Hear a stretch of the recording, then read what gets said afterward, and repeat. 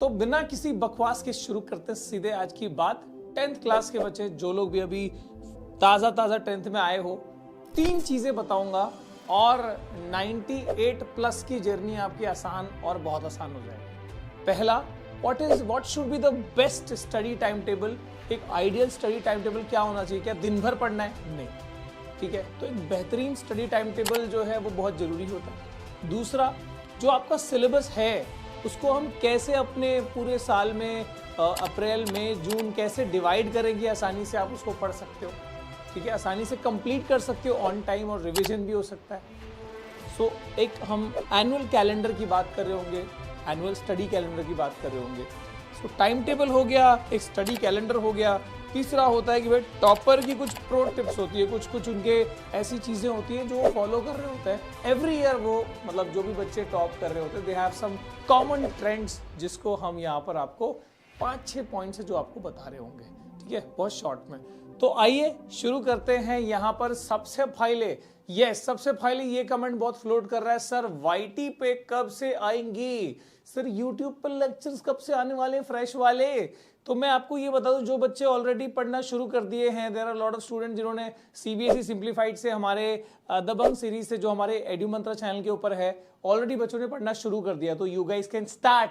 और इस बार की जो तबाही है उसके बारे में वीडियो के अंत में आपको मैं बता रहा होऊंगा, तो बहुत ध्यान से देखना, मिस ना हो जाए। सबसे पहले what should be the ideal time table. Sir ideal time table क्या होना चाहिए कि एक बेहतरीन टाइम टेबल क्या होना चाहिए? क्या मुझे हर दिन हर सब्जेक्ट पढ़ने?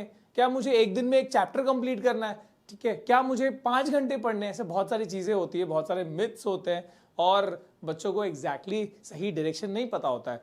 अब मैं आपको ये बता दूं, कई बच्चे होंगे जो स्कूल से 1 बजे छूट जाते होंगे, कई बच्चे हैं जो घर पहुंचते पहुंचते 3 बज जाते होंगे। देयर आर लॉट अलग अलग चीजें हो सकती है, ठीक है। हो सकता है कि 2-3 घंटे का कोचिंग आप जा रहे हो। तो ये सब को मैंने कंसीडर करते हुए एक बहुत ही क्लोज, मतलब जो सबके लिए अप्लाई हो सकता है, ये मैंने बताया हुआ है। इसमें आप पहले ध्यान से इसको एक बार अच्छे से देख लो, समझ लो, ठीक है।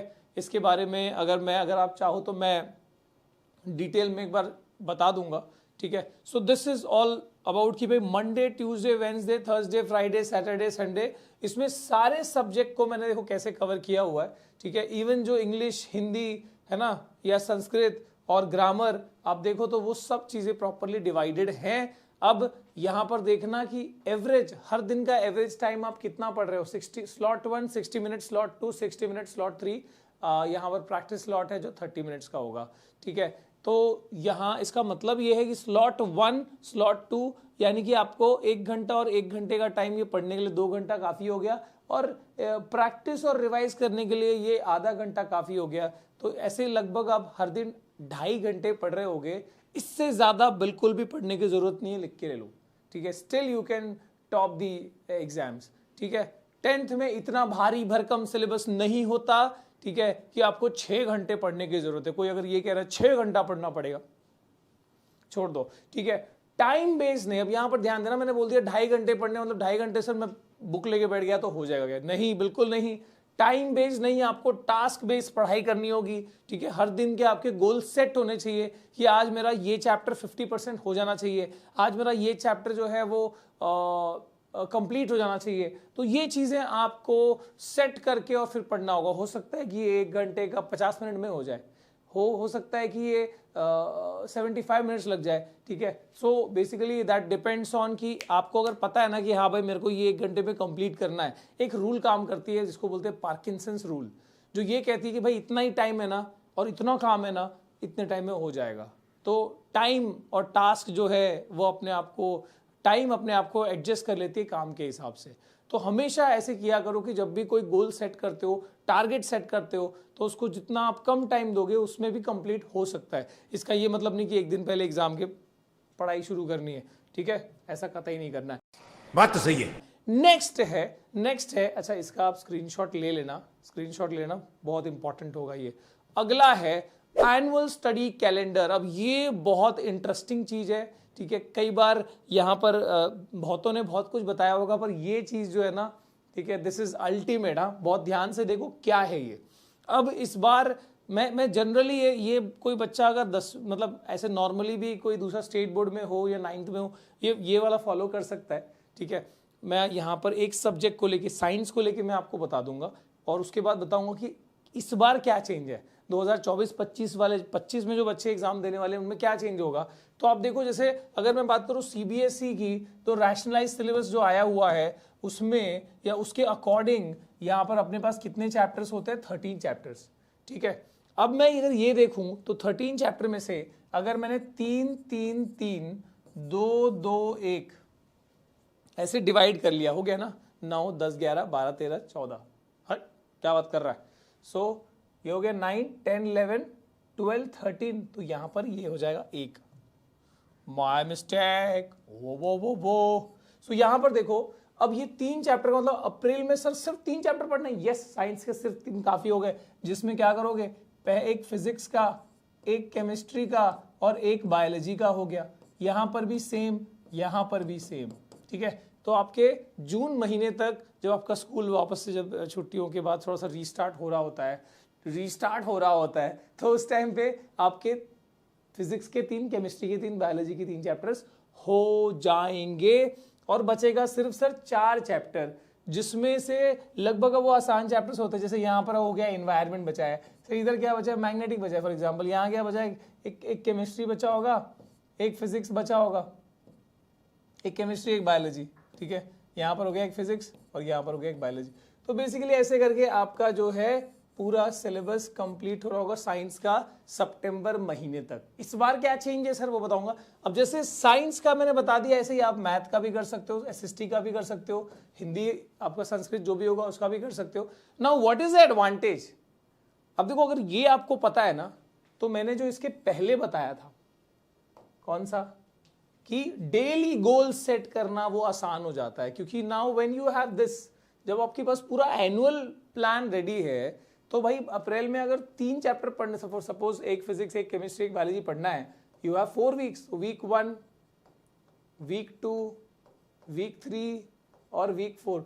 तो बहुत आसानी से आप जो है अपने वीकली प्लानर रेडी कर सकते हो और एक गोल सेटिंग के हिसाब से आप पढ़ाई कर सकते हो। आंख बंद करके आप आगे बढ़ने से अच्छा है कि you have that bird eye view, ठीक है। तो इस तरीके से बहुत आसान हो जाएगा, सारे सब्जेक्ट्स का कर लेना, ठीक है। और चैप्टर्स जो है यू शुड नो कि भाई कौन से chapters, what syllabus is coming, ठीक है।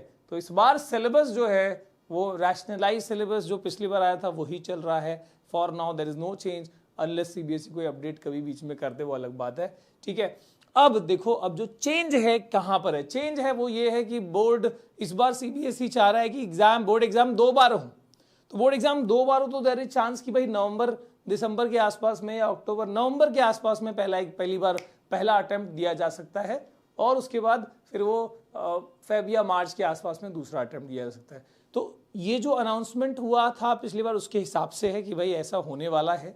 अब क्या एग्जैक्टली कौन सा कैसे पैटर्न फॉलो होगा, क्या वापस से एक ही एग्जाम रखने वाले हैं या 2 बार रखने ही वाले हैं, what will be the date, वो और क्लैरिटी मिलेगी। बट आप ये मान के चलो कि 2 एग्जाम का अनाउंसमेंट है, तो उस हिसाब से कुछ ना कुछ और डिटेल आने वाला है, ठीक है। तो अगर एक बार एग्जाम का अगर हम समझते हैं, जो लोग जिनका भी स्टेट बोर्ड है, अगर एक बार एग्जाम है तो यू यहाँ का जो टाइम है ना, ये जो 3 महीना होता है, अक्टूबर नवंबर दिसंबर, जनरली रिवीजन और जो प्री बोर्ड प्रीलिम्स इन सब का ही टाइम होता है। इसमें प्रैक्टिकल बुक जमा करो, प्रोजेक्ट्स होते हैं, इसमें स्कूल का बुक का सबमिशन होता है, प्रीवियस ईयर पेपर कर रहे होगे, प्रीवियस ईयर क्वेश्चन प्रैक्टिस कर रहे होगे। तो ये बहुत ज़्यादा रिवीजन और प्री बोर्ड वाले में आपका टाइम एंगेज होगा। इसमें आप नए चैप्टर पढ़ने की बात नहीं रखना, ठीक है। जनवरी जनरली जो होता है ना, वो ये प्रैक्टिस का टाइम होगा। बोर्ड एग्जाम से, फाइनल से पहले सिर्फ और सिर्फ सर प्रैक्टिस प्रैक्टिस प्रैक्टिस। जितने आप एग्जाम्स प्रैक्टिस कर लोगे, जितने सैंपल पेपर को आप एग्जाम के हिसाब से प्रैक्टिस उसी टाइम रेंज के अंदर प्रैक्टिस कर रहे होगे, ये बहुत जरूरी होता है। मतलब एग्जाम 3 घंटे का है, आपको हर दिन 3 घंटे का एक पेपर लिखना है जब हम जनवरी मंथ की बात कर रहे होंगे। सो दिस इज फॉर भाई एक बार एग्जाम है ऐसे है, 2 बार एग्जाम है तो भाई ये सेम चीज लागू होगी। और आपको यहाँ पे जो ये वाला मंथ होगा, this will be revision and practice वाला मंथ, ठीक है। नॉर्मली नवंबर दिसंबर के आसपास में वो एग्जाम हो रहा होगा और फिर उस हिसाब से रिवीजन और प्रैक्टिस वाला मंथ। अगर अक्टूबर का बात आ गया ये एक महीना और ऊपर शिफ्ट हो जाएगा। मतलब आपको ये 13 चैप्टर जो है वो अगस्त तक करने होंगे। तो इस हिसाब से आप अपने वाले में थोड़ा सा मॉडिफाई कर सकते हो, पर फिलहाल के लिए जो सिनारियोज दिख रहे हैं उस हिसाब से दिस विल बी परफेक्ट। ठीक है, मैं इसको थोड़ा सा सुधार देता हूं ताकि you can take a screenshot और उसके हिसाब से आप जो है अपना बढ़िया एनुअल प्लानर बना सकते हो। ठीक है, इसमें वीकली वाला भी नीडेड होगा। इसके बाद चलते हैं subject wise strategy. Subject wise का मतलब ये होता है कि sir math, science, SST, English में कोई ऐसी टिप जो बहुत बहुत इंपॉर्टेंट है ध्यान में रखना, तो वो ये है कि जैसे देख लो, अगर मैं बात करता हूं साइंस की, तो साइंस में देखो, साइंस में कंप्लीट एनसीईआरटी पढ़नी बड़ी जरूरी होती है। सो कंप्लीट एनसीईआरटी का मतलब सिर्फ थोड़ा सा रीड आउट करना नहीं होता है। वहां पर रीड आउट करने की, चैप्टर रीड आउट के बाद में आपका एक्सरसाइज का क्वेश्चंस होता है, इन टेक्स्ट क्वेश्चंस होता है जो बीच बीच में क्वेश्चंस दिए रहते हैं। ठीक है, यू हैव एक्टिविटीज वाला क्वेश्चन, एक्टिविटीज जो एक्टिविटी दी रहती है कि हाँ एक्टिविटी 1.1, 1.2, वो भी आपको अच्छे से देखना है, उसके ऊपर बेस भी क्वेश्चंस आते रहते हैं। इसके बाद जब ये हो जाता है then you also have to go for exemplar question, specially physics में, केमिस्ट्री में बहुत इंपॉर्टेंट होते हैं। And then you also need to go for PYQ. PYQ day 1 से करते रहना बहुत जरूरी है। पीवाईक्यू जैसे आपका चैप्टर होता जा रहा है, जैसे चैप्टर 1 कंप्लीट हो गया, उसका पीवाईक्यू जो है वो करना शुरू करो। ठीक है, बहुत इंपॉर्टेंट है। इसके बाद सर अच्छा मैं एक चीज बताऊंगा आगे, उसके बारे में बताऊंगा अबाउट द नोट्स, पर ठीक है आप यहां पर देख लो। मैथ्स के लिए आपको टेक्स्ट बुक एग्जाम्पलर वाली जो एनसीईआरटी की एग्जाम्पलर बुक आती है और जो प्रीवियस ईयर क्वेश्चन वाली बुक आती है, ठीक है, या प्रीवियस ईयर क्वेश्चन जो भी आपको इंटरनेट से बहुत सारे सोर्सेस से मिल जाएंगे। तो ये चीज है ना, आप मोर देन इनफ होता है। ठीक है, कुछ बच्चे आर.डी. शर्मा, आर.एस. अग्रवाल कुछ किताबें कर रहे होते हैं, पर exemplar when you are doing, तो भाई आप ऑलरेडी एक अच्छे लेवल की चीज कर रहे हो। ठीक है, आप अगर बेसिक मैथ वाले बच्चे हो तो you will be doing this text book, बहुत ज्यादा हो जाता है। बेसिक प्लस जो स्टैंडर्ड वाले हैं वो एग्जाम्पलर को साथ में उठाते रहते हैं। ठीक है, then coming to the SST में कभी याद रखना, वन शॉट वीडियो को पहले देख लो, थोड़ा सा इजी हो जाता है टू अंडरस्टैंड एंड फटाफट थोड़ा स्पीड अप हो जाता है। तो वन शॉट वीडियो को देख लो। ठीक है, डिटेल वन शॉट वीडियो जो है हमारे एड्यू मंत्रा चैनल पर है, जाके जरूर से चेक कर लेना। ठीक है, डिटेल भी है और बहुत कम टाइम में भी उसको किया गया, कंसाइज भी किया गया है, आलतू फालतू चीजें हटा दी गई है, तो यू कैन चेक दैट। ठीक है, और लाइन बाय लाइन आपको इस टेक्स्ट बुक होगा आपका, उसको line by line, specially history की बात करें तो बिटवीन दी लाइंस आपको सवाल पूछे जाते हैं। जब से कॉम्पिटेंसी का जमाना आया है, ठीक है, कॉम्पिटेंसी क्वेश्चंस का जमाना आया है।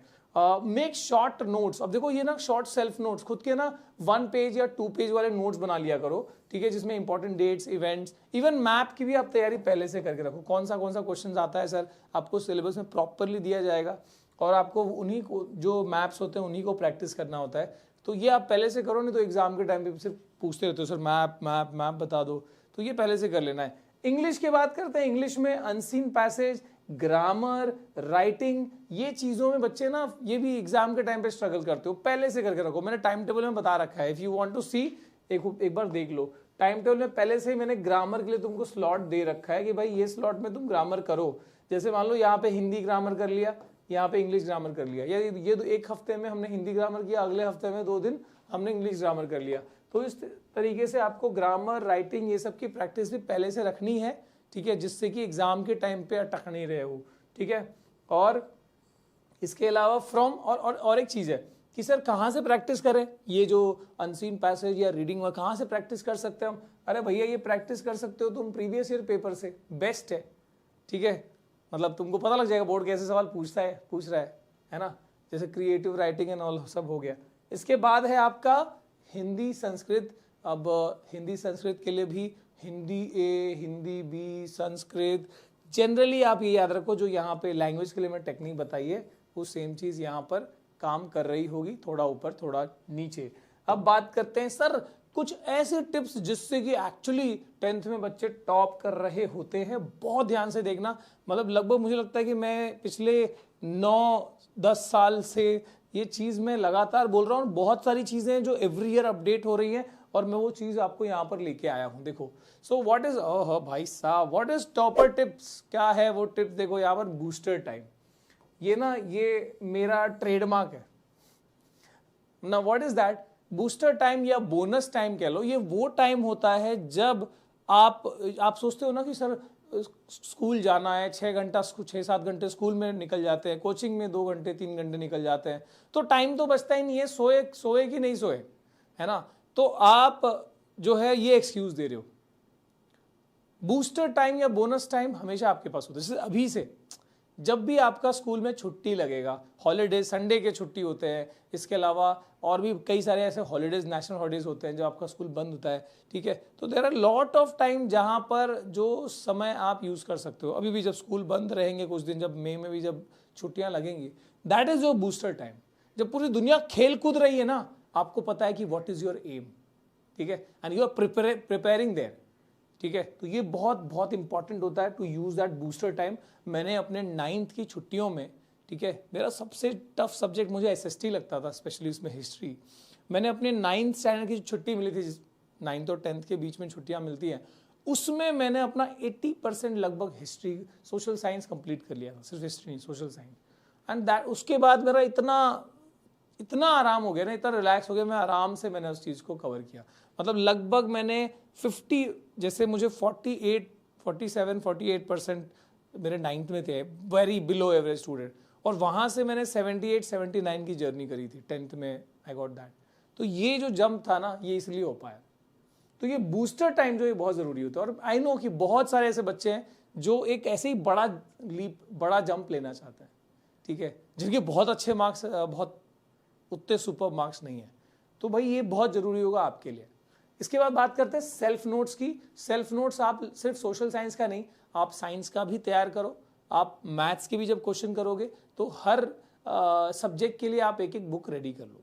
हो सकता है तो 300 पेज की बुक बना लो, ठीक है, जिसमें 300 या 400 पेज की जितनी मोटी बुक हो सके, जैसे मैथ्स में ज़्यादा तुमको जरूरत पड़ती है तो वो कर सकते हो। एंड जिसमें आपको, जब टीचर स्कूल में पढ़ा रही है, जब आप वन शॉट लेक्चर देख रहे हो, उसमें से जो इंपॉर्टेंट चीज़ें आपको लगती है उसको नोट करते जा रहे हो। टेक्स्ट बुक में से कुछ इंपॉर्टेंट चीज़ लगा वो नोट करते गए, ठीक है। तो इस तरीके से आपका खुद का नोट्स बनेगा, जिसमें इंग्लिश भी लिखा होगा, कुछ जगहों पे हिंदी भी लिखा होगा, कुछ जगहों पे इंग्लिश भी लिखा होगा।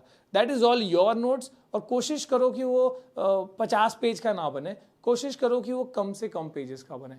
रिवीजन के टाइम पे this will be helping a lot, ठीक है। इसके बाद बात करते हैं कि फ्लो जनरली क्या फॉलो करना है। जैसे मैंने बताया था कि पहले टेक्स्ट बुक पढ़ें कि पहले हम वन शॉट वीडियो देखें। तो ये फ्लो जनरली रखो कि वन शॉट वीडियो देख लिया, उसके बाद में काफ़ी इजीली हमको चैप्टर का आइडिया लग जाता है। उसके बाद जब हम टेक्स्ट बुक पढ़ रहे होते हैं तो फिर ज़्यादा उसमें दिमाग नहीं दौड़ाना पड़ता।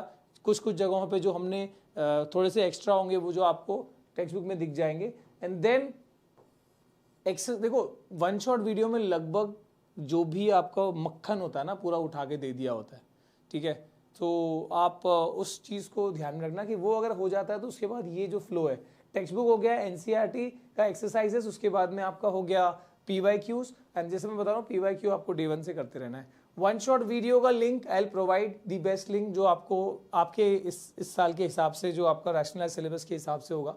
एंड इसके अलावा जो हमारे बेहतरीन नोट्स हैं वो आपको नीचे कमेंट में, मैं डिस्क्रिप्शन में आपको दे रहा हूँगा, ठीक है। अब देखो यहाँ पर एक बहुत बड़ी गलती करते हैं बच्चे, इजी वर्सेस वीक सब्जेक्ट। जैसे मेरा फॉर एग्जांपल, जैसे मैं बताया कि मैं सोशल साइंस में वीक था, ठीक है, मेरे लिए मैथ्स बहुत इजी था, ठीक है, किसी का वाइस वर्सा भी हो सकता है। तो कई बार क्या होता है, बच्चे जो है ना सिर्फ वीक सब्जेक्ट पढ़ रहे होते हैं और इजी पे ध्यान नहीं दे रहे होते हैं, तो वहाँ फर्क पड़ जाता है। लैंग्वेज पे ध्यान नहीं देते, शुरू से इंग्लिश, हिंदी, ये सब सब्जेक्ट्स पे ध्यान नहीं देते, लास्ट में स्ट्रगल करते हैं। तो आपको वीक सब्जेक्ट पे तो ध्यान देना ही है, साथ में जो इजी सब्जेक्ट है उसको भी शुरू से लेके चलना है। इसलिए मैंने टाइम टेबल जो है वो बना के दिया है और वो बहुत यूजफुल है उस हिसाब से, ठीक है। इसके बाद, क्योंकि सिर्फ देखो एक सब्जेक्ट में आप अगर टॉप कर भी लेते हो, मान लो मेरा सोशल साइंस वीक था, मैं 100 में 100 ले आता, ठीक है, उसके बाद क्या? और जो ऑलरेडी मैथ्स था, मैथ्स में 100 में से अगर 60 आ जाते तो भाई गड़बड़ था ना। तो इसलिए सब सब्जेक्ट को बराबर से लेके चलना होता है। इसके बाद बात करते हैं कुछ ऐसे इनोवेटिव, नॉट इनोवेटिव बट बहुत यूजफुल टिप्स जो है नेमोनिक्स, ठीक है। नेमोनिक्स जो है ये बड़े काम के होते हैं। कई बार नेमोनिक्स क्या होते हैं पता है ना, कि जैसे हम एलिमेंट्स को याद करने के लिए अलग अलग टेक्निक बनाते हैं। बेटा मांगे कार स्कूटर बाप राजी, ठीक है। इसके बाद ना मांगो अल्लाह से पेप्सी कोला। ऐसे दुनिया भर की चीज़ें जो हम बना रहे होते हैं जिससे कि हम कुछ कंसेप्ट जो ऐसे याद नहीं हो रहे वो हमको याद हो जाते हैं। तो ऐसी वाली ट्रिक्स जो होती हैं वो यूज़ किया करो। इसके बाद दूसरों को पढ़ाना इज़ अ गुड आइडिया। मतलब कोई दोस्त है जो वीक है कोई टॉपिक में, अगर उसको दिक्कत हो रही है, आराम से अगर उसने पूछा है बता दो, ठीक है, एक दूसरे को एक्सप्लेन कर दो। इट इज़ ऑलवेज गुड, क्योंकि आपके दिमाग में उतना अच्छे से वो और क्लैरिटी से जाता जाएगा और रिविजन हो रहा है बहुत अच्छे से। और एक और चीज़ ये भी करते हो आप कि यार हेजिटेट करते हो, शर्माते हो कि यार मैं अगर ये पूछ लूँगा तो ये तो बड़ा बेसिक चीज़ था और मुझे नहीं आ रहा है। अरे पूछ लो यार, क्या ही फ़र्क पड़ता है, बुद्धू ही बन जाएंगे, कोई दिक्कत नहीं। हमारा एम की तरफ हम काम कर रहे हैं ना, कोई बुद्धू ही बोल दे, क्या फ़र्क पड़ता है, ठीक है। इसके बाद ये एक बड़ी प्यारी सी चीज़ है जो मैं हमेशा फॉलो करता हूँ। I want you guys to follow it. Eat that frog, इसका मतलब मेंढक उठा के खा नहीं लेना है। ईट दैट फ्रॉग का मतलब होता है, किताब है, बहुत अच्छी किताब है यार। इसमें इसका एक सिंपल सा मतलब समझ लो कि जो अगर तुमको सामने एक ऐसे प्लेट दिया, एक थाली दी है जिसमें तुमको एक तुम्हारे बेहतरीन डिशेस रखे गए हैं और एक मेंढक रखा गया, और कंडीशन ये बोली गई है कि यार तुमको ये सब कुछ खाने को मिलेगा लेकिन वो मेंढक भी तुमको खाना पड़ेगा, तभी तुम उसी शर्त में बाकी चीज़ें खा सकते हो। और तुम बहुत भूखे हो, वो नहीं मिला, तुम मर जाओगे उस मील के बिना। तो ऐसे केस में नॉर्मली आप क्या करोगे? तो इसका बहुत ही एक राइट आंसर ये होता है कि यार पहले वो सबसे गंदी चीज़, वो भद्दी चीज़ को खा लेंगे, किसी भी तरीके से वो फ्रॉग को खा लेंगे। उसके बाद फिर हम अपने जो सबसे खास डिश है उसको खा रहे होंगे। ये पढ़ाई पे भी लागू करो कि जो सबसे डिफिकल्ट, सबसे मुश्किल जो चीज़ लगती है उसको पहले कंप्लीट करो। जैसे मैंने किया था 9th और 10th के बीच में, जो 10th का सारा SST कंप्लीट कर लिया था। जो सबसे मुश्किल लगता था उसको पहले ख़त्म कर दिया, ठीक है, in that bonus period of time. So eat that frog is very important अपनी ज़िंदगी में हमेशा, आगे सिर्फ पढ़ाई नहीं, आगे भी काम आ रहा होगा। Then we talk about this urgent versus important. हमको समझ ही नहीं आता कि कौन से दिन भर में जो हमको काम मिलते रहते हैं, जो हमारे पास काम होते हैं, उसमें से कौन सा अर्जेंट है, कौन सा इंपॉर्टेंट है, ठीक है। और हम इसमें बहुत स्ट्रगल करते हैं। इसके लिए मैं आपको ना एक चार्ट ही आपको दिखा देता हूं कि भाई कौन से टास्क आपको करने हैं, कौन से टास्क जो है अर्जेंट और इंपॉर्टेंट है। तो यहाँ पे देखना कि सिर्फ अर्जेंट और इंपॉर्टेंट नहीं, इसमें आप एक और चीज ध्यान देना कि कुछ और, मतलब अर्जेंट का अपोजिट क्या होता है? Not urgent. इंपॉर्टेंट का अपोजिट क्या होता है? Not important. तो नॉट अर्जेंट, नॉट इंपॉर्टेंट भी आपको ध्यान में रखने होंगे ताकि आप एलिमिनेशन में उस चीज को देख पाओ। फॉर एग्जाम्पल, मैंने आपको यहाँ पर एग्जाम्पल दिया हुआ जिससे आप समझ पाओ कि ऐसे टास्क जो अर्जेंट भी है और इंपॉर्टेंट भी है, ठीक है, ऐसे वाले टास्क जो है, for example completing an assignment due tomorrow, ऐसा होमवर्क जो कल ही शो करना है, तो वो अर्जेंट भी है, इंपॉर्टेंट भी है, ठीक है। Studying for the exam schedule next week, अगले वीक एग्जाम है, उसके लिए पढ़ना अर्जेंट भी है, इंपॉर्टेंट भी है, ठीक है। तो ये काम आपको सबसे पहले करना है। और दूसरा क्या है, जो देखो यहाँ इस क्वाड्रेंट में, चौथे क्वाड्रेंट में क्या है? अर्जेंट लेकिन नॉट इंपॉर्टेंट, ठीक है। फॉर एग्जाम्पल, तुमको लगता है कि टीवी देखना चाहिए, अरे मस्त वेब सीरीज आ गई यार, ये तो देखना ही पड़ेगा, ठीक है। और ये सोशल मीडिया में कुछ पोस्ट आ गया, वो तो देखना ही पड़ेगा, ठीक है। इंटरनेट ब्राउज करना ही पड़ेगा, मैं रोज करता हूँ, इस वजह से तो करना ही पड़ेगा, तो लगेगा अर्जेंट, इंपॉर्टेंट बिल्कुल नहीं है, ठीक है। तो आप क्या कर रहे होते हो? देखो इसमें एक चीज याद रखना, ये सबसे पहले करना होता है, ये मिनिमाइज करना होता है, ठीक है। हो सकता है कि आप सोशल मीडिया यूज करना एकदम से बंद ना कर दो, कोई दिक्कत नहीं, पर मिनिमाइज करना होता है, उसके लिए छोटा सा टाइम रखना है। पर आप क्या करते हो? ये पहले करते हो, ये मिनिमाइज कर देते हो, तो ऐसे नहीं करना है, ठीक है। अच्छा, सिर्फ यही चीज नहीं है, ऐसे टास्क जो इंपॉर्टेंट भी होंगे और लेकिन अर्जेंट नहीं है, और ऐसे भी टास्क होंगे जो ना ही इंपॉर्टेंट है ना ही अर्जेंट है। तो आप देख लो यहां पर, प्रैक्टिसिंग मैथ प्रॉब्लम रेगुलरली, ठीक है, प्लानिंग शेड्यूल, स्टडी शेड्यूल, तो ये सब चीजें रेगुलर मैथ प्रैक्टिस करनी है। अब देखो आपके सामने दो टास्क है कि हर दिन मुझे मैथ प्रैक्टिस करनी है, और दूसरा है कि भाई कल एक असाइनमेंट है जो शो करना है, तो पहले कौन सा टास्क करोगे? भाई अर्जेंट, ठीक है, इंपॉर्टेंट अर्जेंट दोनों है, तो ये कर लिया, उसके बाद वो कर लिया। तो इसके लिए आप शेड्यूल जो है इसी हिसाब से बना रहे होते हो। तो जो हम टाइम टेबल बना रहे होते हैं वो हम इसके हिसाब से बना रहे होते हैं, ठीक है। लेकिन जो चीज़ कल ही है, मान लो आपने अपना टाइम टेबल बनाया हुआ है, लेकिन कल ही एक प्रोजेक्ट है जो एकदम डेडलाइन है, ठीक है, जो एकदम से टीचर ने बोल दिया, you have to move to it. तो हर बार टाइम टेबल जरूरी नहीं कि हर दिन वो फॉलो हो ही जाएगा, ठीक है। इसके बाद कुछ और भी होता है। अच्छा, ये ना एक्चुअली ये इंटरचेंज हो गया है, पर ठीक है, ऐसे टास्क जो printing document for group projects, completing administrative extra activity work, ठीक है, replying to friend on WhatsApp, ठीक है. सो दीज आर एक्चुअली मैं इसको ऐसे लिख देता हूं कि ये जो है ये अर्जेंट है बट नॉट इंपॉर्टेंट. ना why they are not important, ये बहुत जरूरी समझना. नॉट इंपॉर्टेंट इसलिए क्योंकि तुम्हारे अकेडमिक गोल, फिलहाल तुम्हारा अभी फिलहाल एम क्या है कि भाई मेरे को ना इस बार 10th में ना अच्छे मार्क्स स्कोर करने हैं बढ़िया से, तो वो चीज जो है उस गोल के लिए ये इंपॉर्टेंट नहीं है. समझ में आ गया. एक्चुअली ये इंटरचेंज हो गया बट ठीक है, आप समझ गए होगे. तो इसी के साथ अब आते हैं कि हाँ सर अब सरप्राइज रिवील करोगे कि YouTube पे कब से आ रहे हैं हम. तो भाई एक ही चीज बताऊंगा, कुछ ऐसी चीज प्लान कर रहा हूं जिसके बाद किसी कोर्स को लेने की जरूरत नहीं पड़ेगी and you will be doing it absolutely free. ठीक है, उसी का जो धमाका है वो कुछ दिन और, ठीक है, कुछ दिन और, नॉट कुछ हफ्ते और, ठीक है, मैं सिर्फ कुछ दिन की बात कर रहा हूँ एंड आने वाला है. इस बार जो होगा ना वो कभी नहीं, ठीक है. इसी याद करते हैं वीडियो को एंड आई होप कि आप लोग 10वीं में एकदम पूरी तरीके से तैयार हो और आगे जाके परेशान होने से अच्छा है कि अभी से सिस्टमैटिकली पढ़ोगे. Start your studies, don't wait for anything, ठीक है. जस्ट एक चीज़ का वेट करना, ठीक है, वो आ ही रहा होगा 1-2 दिन में, ठीक है. तो मिलते हैं अगले वीडियो में. Till then bye bye and yes keep sharing. इस चैनल को अपने को किधर पहुंचाना है भाई, कम से कम अभी 1 लाख सब्सक्राइबर चाहिए. 5000 सब्सक्राइबर का एक्सपेक्टेड था 5 दिन में and you made it 25,000. Thank you for that first of all, ठीक है. Thank you for watching guys. See you next time. Till then bye bye, all the best. जय हिंद.